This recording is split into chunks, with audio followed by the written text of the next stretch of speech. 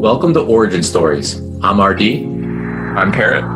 We're telling stories behind the digital art revolution Each week we interview top artists. and live stream with the community. Let's go. Today is tomorrow's origin story. Boom, boom, boom, boom. Jpierce, everybody. Welcome, Josh. What's going on, everybody? What's going on? I'm doing all right. How you guys doing? Good. Happy it's Thursday. Happy it's Thursday. Yeah, it's a good day. We've got some beautiful weather here where I live in sunny Los Angeles. Oh, yeah. And I was just out for a walk. I'll probably go out for another walk when we're done. Just trying to enjoy outside. I've been spending a lot of time sitting in front of the screen and making a lot of art and getting sucked into social media, which is can be a good thing, can be a bad thing. It's been a lot of time in front of the screen, so I'm trying to prioritize a little bit getting out into nature more, which is obviously where I get a lot of my influence for my art. A lot of good hiking around LA. I like to go up to Pacific Palisades and that area, Malibu, get outside, and starting to get some good weather. I'm also a surfer, so Oh, nice. took that up in pandemic, and now I'm a surfer. Apparently, Dude, that's awesome. I can call myself that. Yeah. So We all need more hiking and surfing in our lives, like something along those lines. just getting away from the screen, right? Yep, exactly. I've always wanted to learn how to surf, but up here in Washington, I think people do surf on the coast, but not quite the same as like LA, Malibu area for Yeah, sure. Yeah, it's a little chilly. You're gonna need like a hat, a hoodie, Yeah. the booties, the full wetsuit, dark diving suit for like the Arctic winter. I saw this one dude who literally surfs on Lake Superior, like in the middle of winter. He's called Ice Beard. He's got this beard. It's like icicles, and he goes, it's nuts. his beard's completely frozen, but he surfs like on these storm waves on the lake, on Lake Superior, which apparently you can do. It's commitment right there. Some people are built different. Yes, indeed. Wow, that was a tangent. So let's see. So let's set the stage. We got a lot of things we can talk about today, but I think first and foremost, let's give a shout to what's happening this weekend. Josh, you are collaborating with OG Sports. That is Sunday. That's right, Sunday. Perfect. 2 p.m. Eastern. That's right. So, I'm psyched. I didn't let you finish your question, but No, it's more of a topic. It's more of a presentation topic. Kind of give your thoughts on it. I know last time we saw OG Sports, incredible drop. It seemed like a game-changing drop at the time. Philip Hodos was part of that drop. That was amazing. And now you're here, and now you are bringing their second wave forth. yeah, absolutely. Seeing what they did on their first drop, and seeing that they were players, in the game early on, and that they had, they had put their stuff out there, and that it was successful, and that, and the stuff was really killer looking. And obviously Philip is like such a huge influence on me. He's one of my idols. He's one of the OGs for the art world. No pun intended. But with our, in our digital art world, the Cinema 4D guys who've been doing, cinema every day, people, and, a handful of others. He's one of those ones that's been around forever. So I have huge respect for Philip. And so to see that they worked with him and, to get the opportunity to work with them and sort of walk in the shoes where, to take the place of an artist like Philip Hodos is like a huge honor. So to jump in there and work with them, I was all over it. They didn't have to ask me twice. I was totally down. And so to see, number one, their placement in the NFT space, and number two, their association with Philip, I was like, yeah, let's do this right away. Without knowing too much about what they are as a team. I'm not really a gamer. I'm not really somebody who follows the world of games. It just hasn't been a part of my life for a long time, but I grew up with it. So, so getting to talk to them and hearing about their world within the game, which is a lot of fantasy elements, and getting into the ideas that they had for the drop, artistically, creatively, it was the juices started flowing right away because it's a fantasy world. And so without saying too much about what we're doing for the drop, it's environmental exploration, which is like awesome. I like to build environments, I like to create worlds, I like to evoke energies using color, composition, and natural formations. People say, and what I try to evoke, is like, this rock formation is giving you the energy of the earth, or whatever it is, there's something elemental to the way that I design landscapes, that works really well with the game environment. I've had so many people over the years tell me, like, your environments are so cool, like you should get into games. So, and I've always been like a big fantasy fan, not necessarily games, but when I was younger, certainly, I was like a Super Nintendo kid. I loved Final Fantasy. I loved Secret of Mana. I loved Chrono Trigger, Breath of Fire, and then like later all the original Blizzard games. So like Diablo was huge for me, and the first Warcraft, and Warcraft 3, which their game is kind of a spin-off of, actually. So it's all this sort of like fantasy world stuff, and like these days, like I'm a big Game of Thrones fan, and like a big Harry Potter, and like anything fantasy I really can get into. So so with the drop in like creating fantasy worlds, I was like, this is great. This is super fun for me. Yeah, right up your alley for sure. Yeah. So so basically, without giving away too much, we're doing environmental explorations around this game world, and exploring, like how can we show, how can we show different aspects of this world, in different ways, in different environments, in different energy formations, and then how can we explore this world through the lens of my art, right? So that's pretty much it in a nutshell for the drop.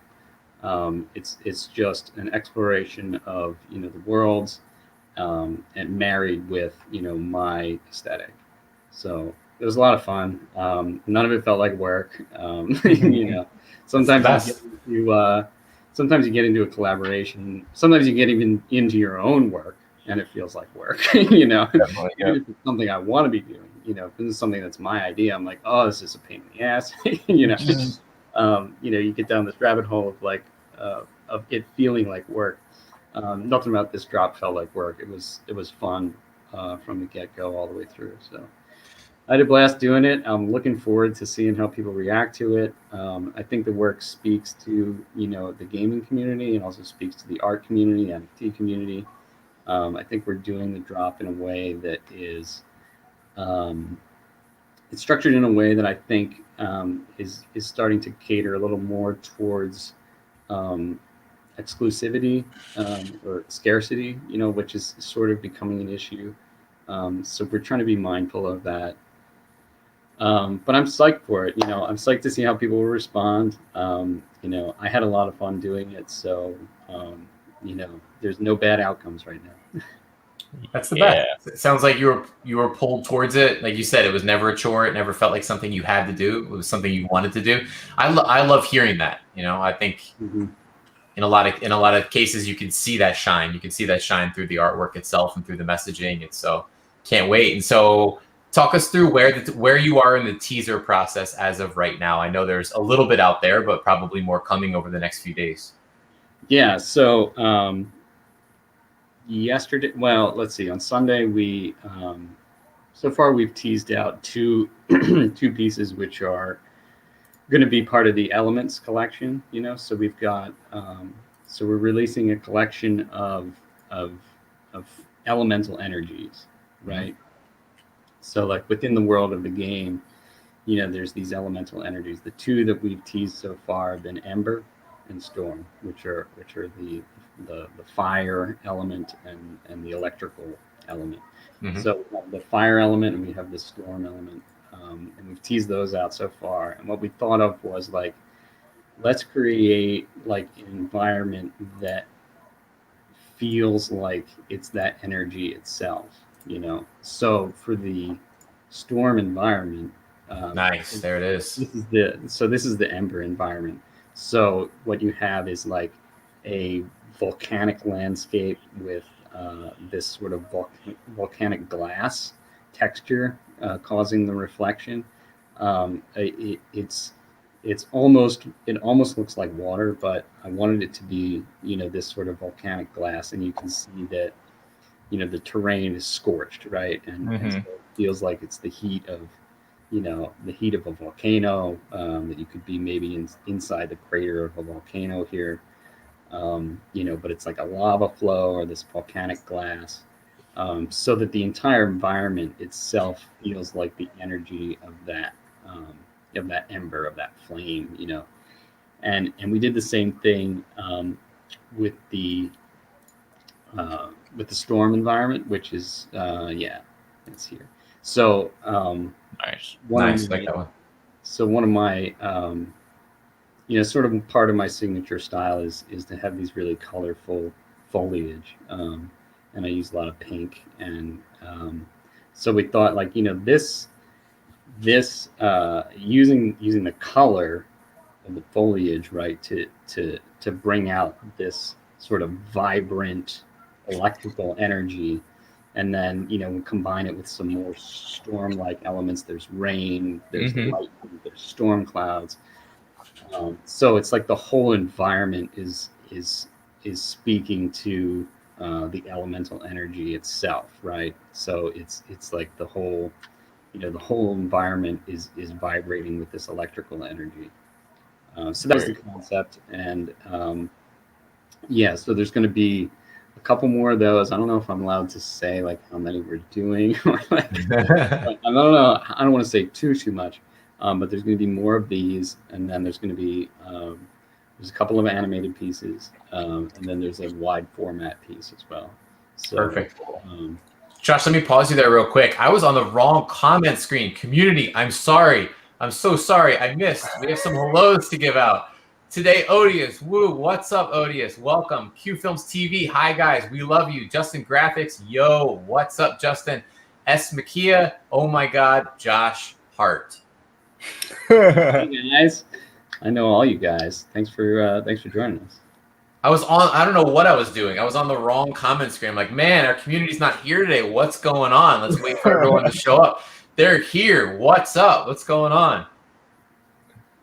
Community out in full force. I'm so glad you're here. I don't know how to look at the comments. Oh, here we go. Yeah, there you go. Oh my God, what's up, guys? Yeah. Everyone probably left. They're like, yeah. Like, they're not talking to us. Yeah. See ya.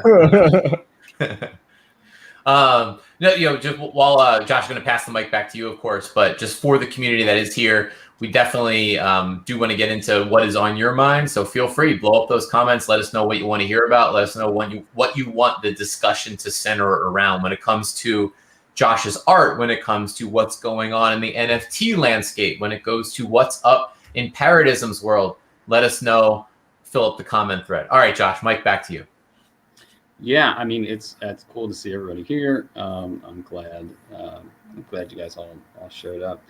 So I think we were talking about wrapping up, talking about the Sunday drop, which is kind of like we've got this one wide format piece that's going to be I'm really excited about it. I'm really excited what people have to say about it because I don't normally.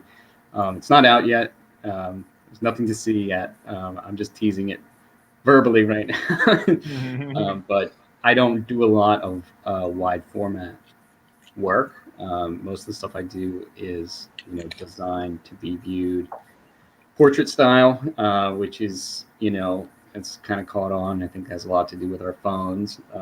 But the wide format stuff, I think is something that we're gonna start to see more of, with NFTs, because I think people want to be able to hang these things up, put them on their wall, and they want to view them virtually too. And when you have a virtual gallery space, you can, and you're doing it, and it's 3D, and it's if you're doing it in VR or whatever it is that you're doing, you're not constrained to the format of your phone, and that's something that kind of always bugged me, especially like coming from Instagram, being like primarily an Instagram, known artist, just trying to do anything wide format, like people are just like, they have to zoom in on it, they have to swipe, they have to do all this stuff to like just to take a good look at it, and that's always been kind of frustrating because as a primarily landscape artist, landscape formats like this format, it's like because it gives you that sense of grandeur, right? Like landscapes are all about like creating space, right? And that's I think like what draws us to these sort of magnificent vistas. Like you go to a national park and you drive up to the top of the hill to like get the view. It's all about space, right?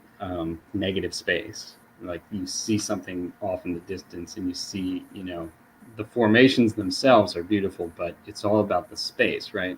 So like that's what a landscape format allows you to do. It allows you to like really convey a sense of wide open space. Josh, let me flip that back to portrait real quick. I just want to give a quick plug. Parrott, what's up on your wall? What's new on your wall? I see something brand new in your portrait format. Speaking of portraits, this is my brand new Ujium print that it was just shipped to me because I purchased the 101 NFT on Foundation last week. And it's got a special place in my heart. I remember finding this exact piece of art on Reddit a few years ago when I was just getting into like Octane render and kind of expanding my 3D workflow. I remember seeing this piece and it really speaking to me being like, damn, this dude's like god tier 3D. This is crazy. And then fast forward to now, I'm in a place where like I can buy it as an NFT and like support Ujium, who's such an amazing artist and such a nice dude. I love it, and it looks very nice on my wall. It's nice to get some art in the background now, It's looking good back there, man. It brings the wall to life. Definitely. Although we don't get any more alpha leaks from your February 2021 calendar. Outdated, they said. Well, I was making the point. I'm like, but what if it's February 2022, right? I plan a year in advance for everything. I would not doubt it. Let's turn to the NFT week that was. I'm going to suggest we go back there, talk about what's on everyone's mind. I want to start with two shout outs here to two special people / brands, actually multiple people encompassing one. So two things that caught my mind this week or captured my fancy this week. Back on Sunday, I want to give a shout out to definite friends of Origin Stories, Rare Board / Rare Rooms. They had a big drop there, doing some really incredible things when it comes to the utility of NFTs. They continue to innovate. We were captivated by their gamification of one of their first dartboards back several months ago.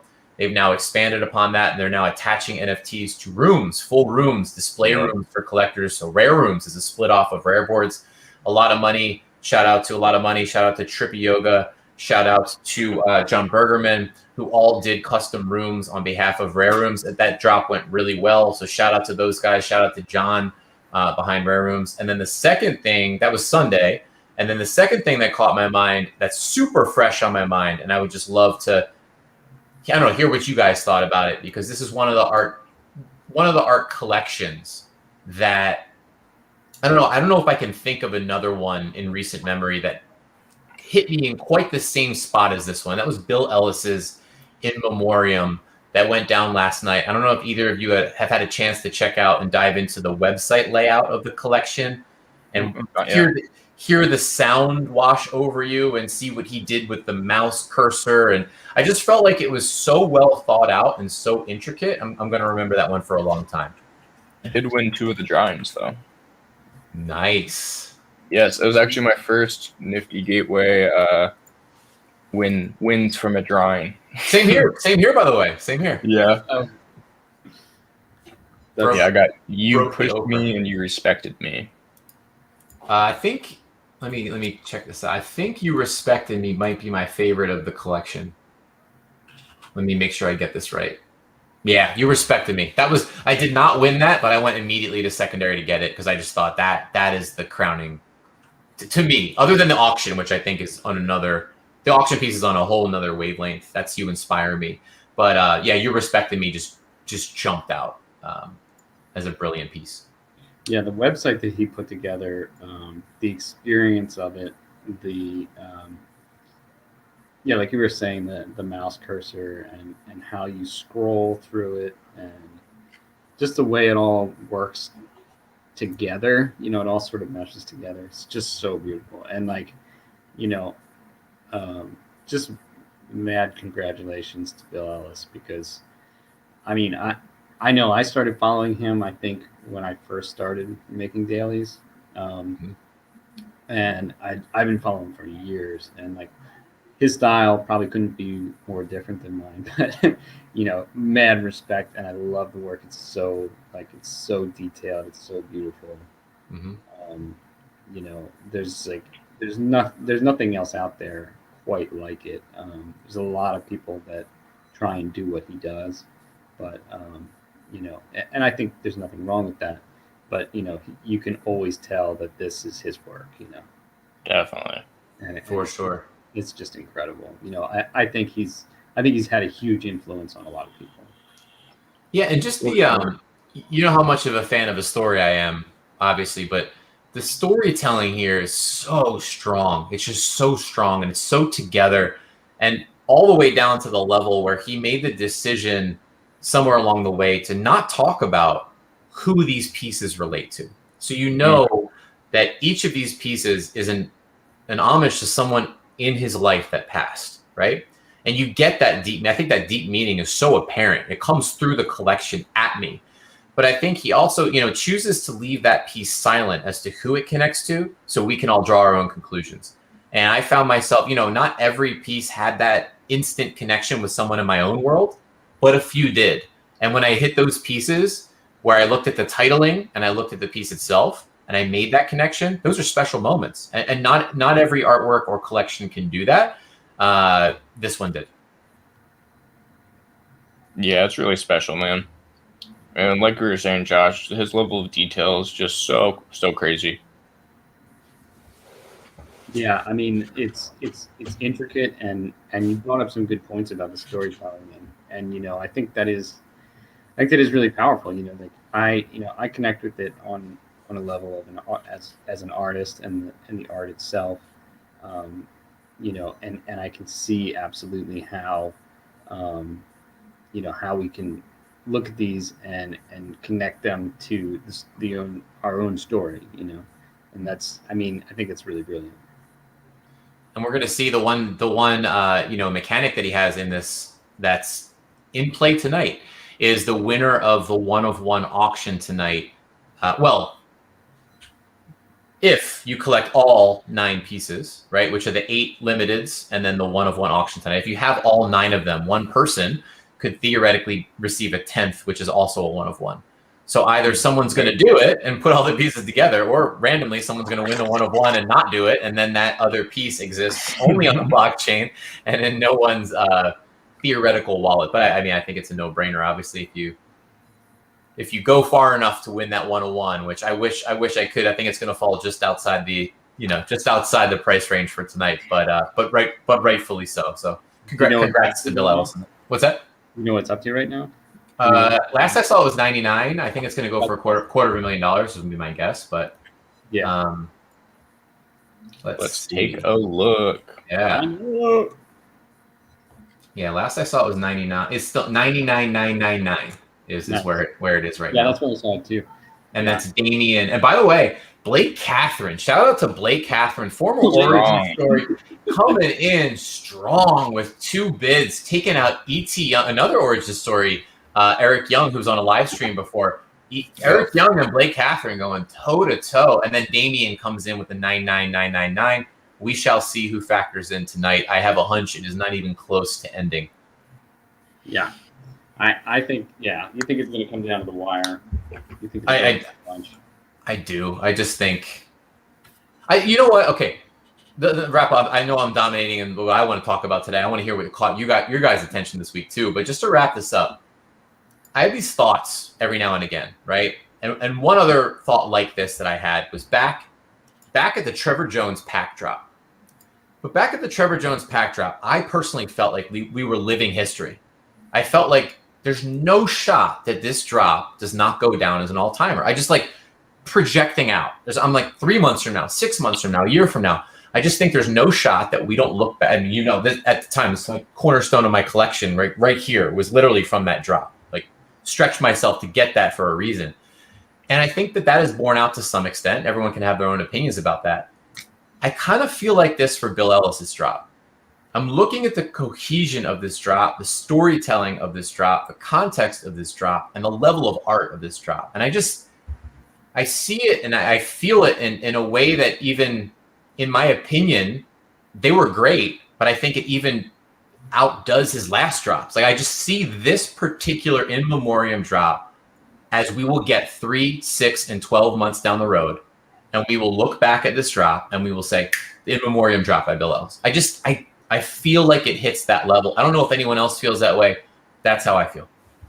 Yeah, I mean, I think it's probably, for me, I think it's the biggest thing that's happened since Fuck Renderverse, which was like, I mean, that felt like it was a big, big moment, It did. Mad props to him. Like just what he did was just, I mean, it was just crazy. I mean, and then I guess, Mad Dog Jones also, what he did with the burn. Crash and burn for sure. Yeah, crash and burn drop was so innovative too.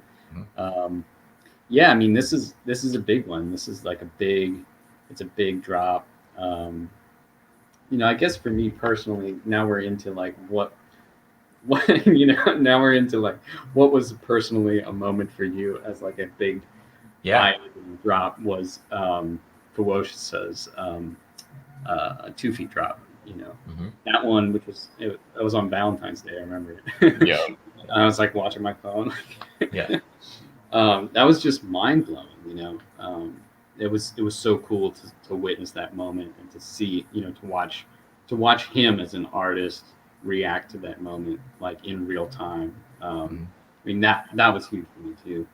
But yeah, I mean, I guess I don't know. We're talking about what went on this week.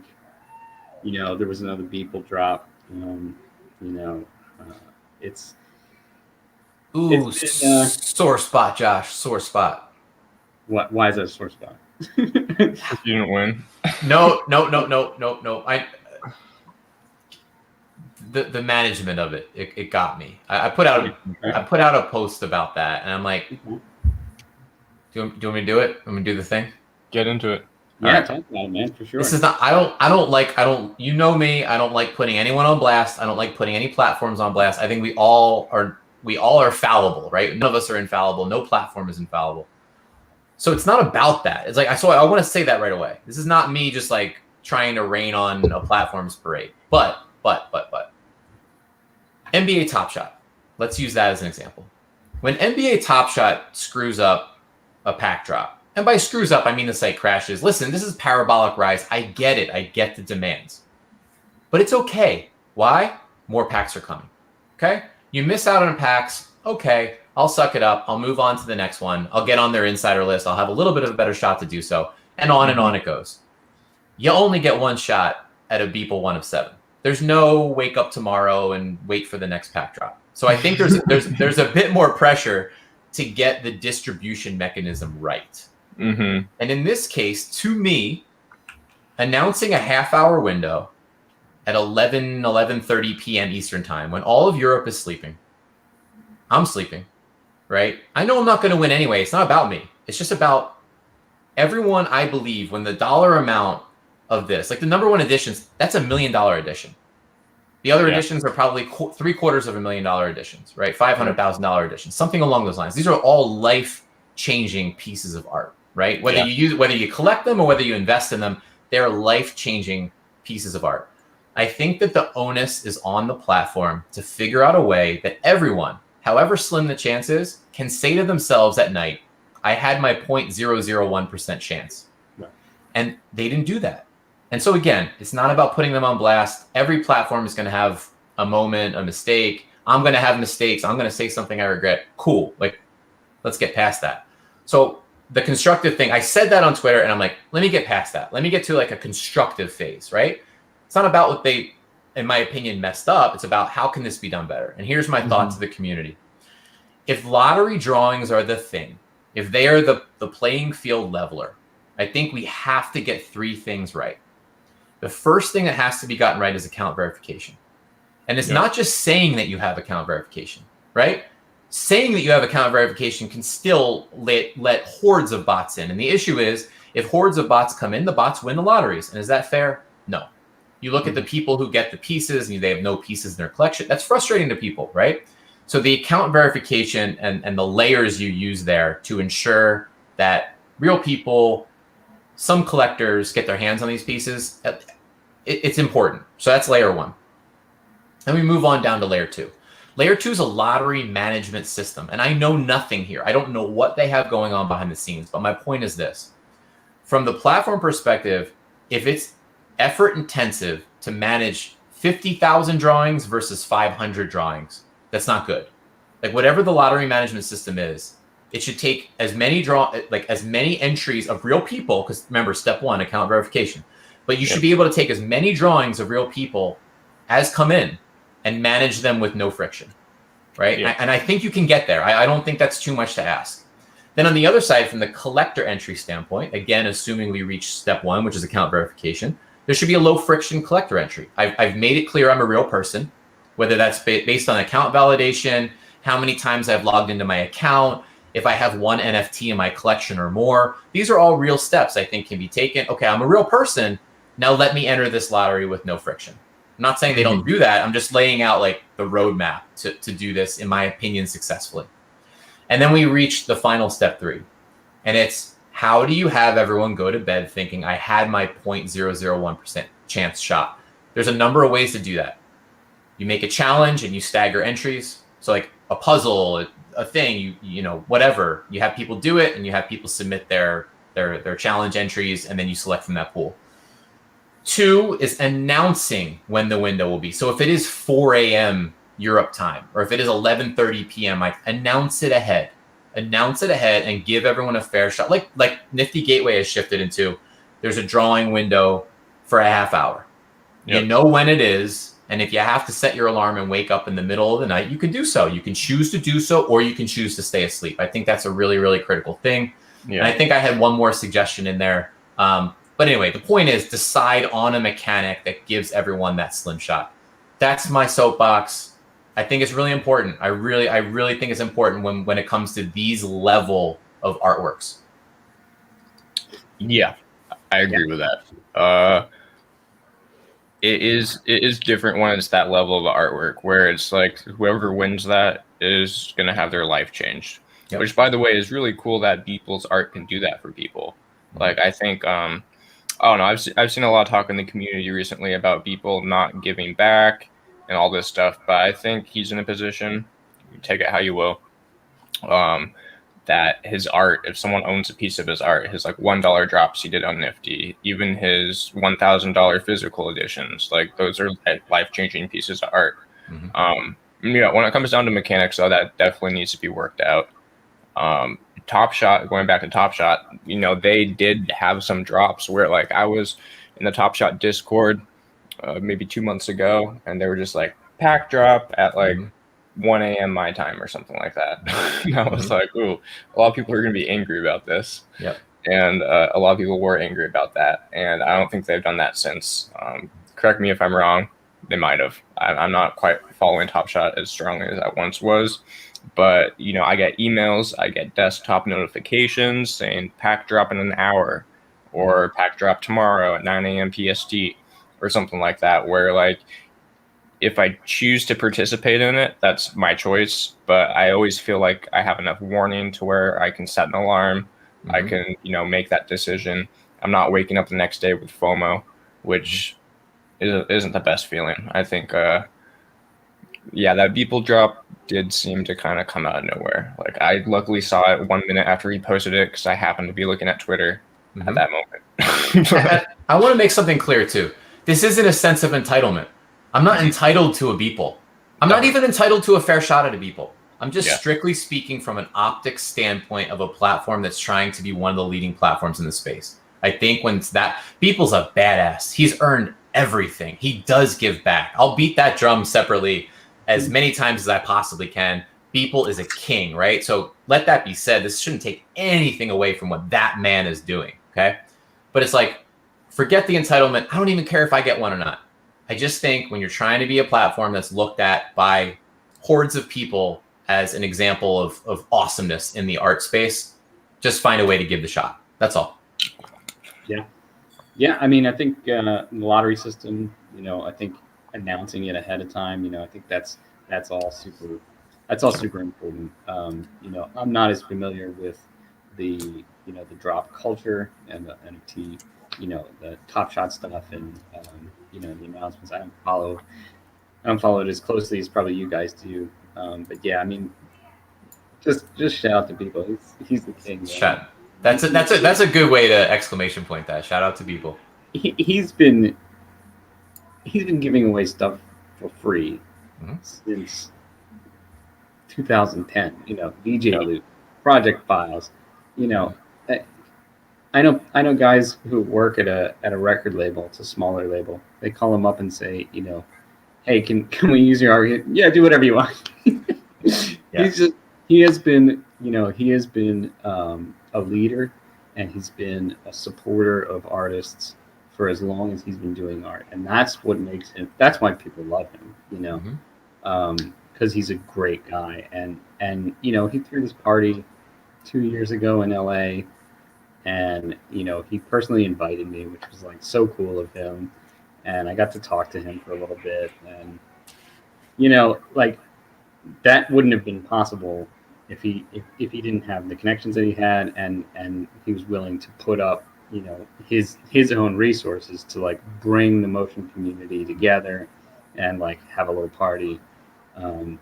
But he just does so much, and that's why people love him. So huge shout out to him. I mean, what a great guy, and I'm just so happy that he's found that success.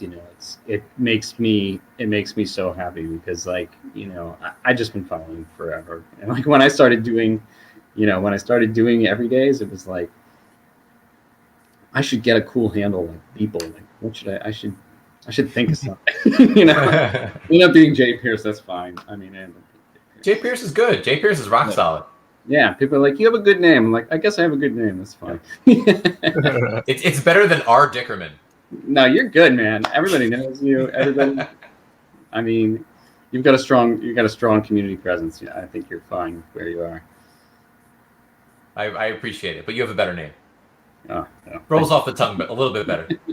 I appreciate that. Parrott, how did you get the name Parrott? That's your name, right? Yeah, it's my last name, Parrott. Yeah, that's right. So I kind of stuck with it. Where's the ism?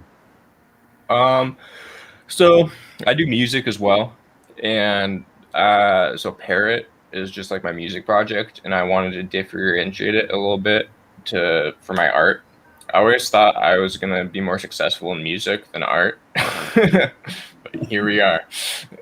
Yeah, and so going back, I might have, looking back, I might have probably should have done Parrott as the art project, but I like to think Parrott is me, the isms are my creations. So there's Parrott the person, and then Parrott isms are my creations, my pieces of art that I create. No, I think it works. I think the ism is differentiates. Mm-hmm. I think there's nothing else that's like that. You search parrot in Google, you're gonna get a million things. You search parrotism, Mhm. It's true. The SEO. yeah. I mean, that's kind of how it goes, right? Mm-hmm. To be able to stand out. So I think it works out. I Yeah. feel like you guys could have a law firm like Parrott and Pierce. Parrot and Oh, Pierce. Yeah, I like that that. has a It's nice ring to it's it. a strong brand right there. It's true. Parrott and Pierce LLC. Yeah. That's something a lot of artists are gonna have to get into coming up with LLCs. Yeah, I just got mine, but now I'm thinking maybe I should make an S corp instead. I don't know. That's where we're going. We're out. Yeah. I've got a lot to learn this year. Yeah. A lot to handle right now. Mhm. So you've been busy making a lot of art. Yeah, I was actually just in LA a week ago. I wish I knew you lived there. I would have come and said what's up to you. Dude, what's up? but I'll be back. Yeah, did some business and did a podcast down there. Nice. And first day I was there, it was raining, and I was like, "What's going on?" But got some good sun. Stayed in Malibu for a night too, which was really nice. But yeah, something about Southern California and the ocean and the weather. Like, I'm always like, I could never live there, and then I visit there, and I'm like, oof, I could live here. Yeah, and then you have to pay rent, and it's like, oh. Yeah. I mean, it's not much better up here in Seattle, but it is a little bit better, I think. Right on, man. But yeah, working on art. I'm working on a new piece for Super Rare today, and formulating my next Bitski drop. Exciting. And some nifty gateway stuff coming up in the month of May, which will be cool. Pumped for all that. Some stuff with async as well. That's been a long process, but will totally be worth it. So me and Karan 4D are working on a really cool project that I can't wait to release out into the world. But yeah, I don't know. I got back from LA on Sunday and been kind of having a decompression, which has been nice because the past few months has just been, I guess, compression, just a lot of work and a lot of energy and stuff like that. So it's nice to calm down a little bit, get some outdoors time. Yeah. I mean, is there any chance that like any of the three of us are thinking about anything other than art at any given moment? I mean, it's just my brain. It just dominates my brain. Yeah, me too. I mean, that's honestly like one of the reasons that I'm so grateful for art is because it seems like the only time I can really stop thinking about art and NFTs and the whole art community is when I'm actually sitting there creating, and then in that flow state. Right. so like my therapy is like I sit down and like come up with another piece, I've become really like a process oriented artist. As it is, that's where my whole like catalog has been grown from, process oriented art as opposed to project, so it's that flow state. That's my medicine, really. Me too, man. Yeah, both music and art is where I find that flow state, and skateboarding a little bit too. But as I've gotten older, there's a lot more risk associated with that, physical harm and injuries. So I started surfing, and I also got a one wheel. Nice. During pandemic. Last year. And like, man, in a city, it's just a blast. You can go. Is anywhere. That like skateboards? You stand out like a skateboard, and there's that one big wheel in the center of it. Nice. I've seen people on those. It's an EV. It's electric. Nice. It's like it's incredible. It's an incredible experience. So like that, surfing and making art are kind of like, that's how I recharge. I'll have to look into that. That sounds like fun. I've been thinking about like that, or have you seen those like electric longboards with like the little handheld remote?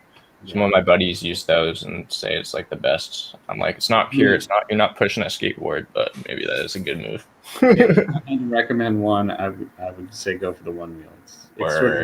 It's like being like a skateboard Jedi. Like you ride it with your mind. It's like it reads your mind. It's incredible. Okay, you've convinced me. That sounds awesome. Yeah, it's super dope. So yeah, I spent this morning making my art. People call me up, like, "What are you doing?" I'm making my arts. That's been my motto the last 3 years. I just sit around and work on art. Kind of all day, every day. Couldn't ask for a better life, honestly, in my opinion. Yeah, it's definitely where I want to be. I thought I would be a musician too, and now I'm starting to like work on some background tracks for animated pieces. And, like, that's my music. Yeah, that's super fun, man. I usually do like make music to play out live, electronic music for people to like dance to and stuff like that. So that's like, when I'm sitting there making music, I'm like, what's the energy like? The drums are a huge part of it. And then now doing stuff for like background music for my NFTs is much more cinematic and focused on like the feelings and the textures and the mood, which it's fun to like fully focus on that. You're like, I don't got to worry about people dancing to this, or is this song too long, or is it going to hold energy or anything like that. It's just it's like scoring a film almost, I think. Yeah, absolutely. Yeah, it's about texture, it's about ambience, it's about mood, and you need to know, you need to have a musician's background to understand what kind of intervals are going to evoke what kind of emotions. A minor sixth is going to like be very dark, a major is going to be very bright. And, you need a little bit of knowledge to do it, but yeah, it's like sound sculpting, it kind of like this emotion of like building a sort of a lattice on which to like lay the sound to communicate it better. But yeah, I don't know what else you guys want to talk about. One more thing. I think we are coming up on time for today, but float it. One last thing. Parrott, what do you want to talk about? Oh man, putting you on the spot. Thing to choose. How long have you been fully supporting yourself from art? Well, honestly, I've been a freelancer since 2007.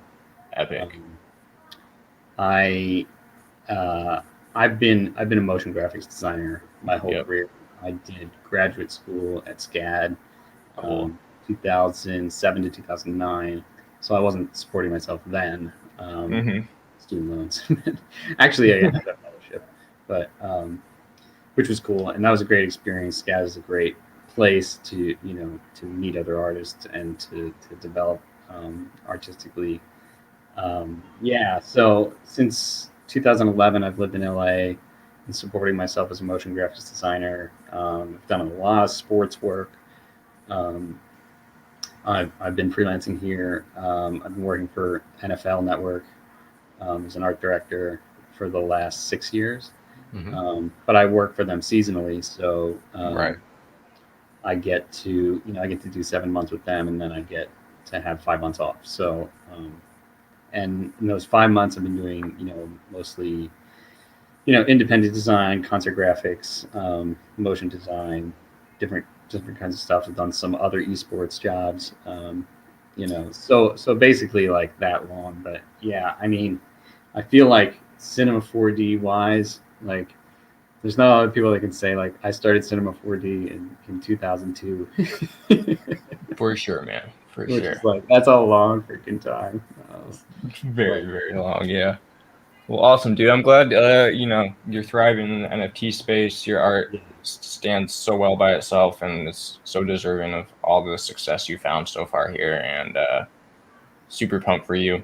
You've been a big inspiration on my style, my art. I've been following you for a few years now, so it's cool to talk to you and see you get in the NFT space and crush it, and see other people like seeing your work for the first time somehow, and like loving it and all that stuff. So very cool, man.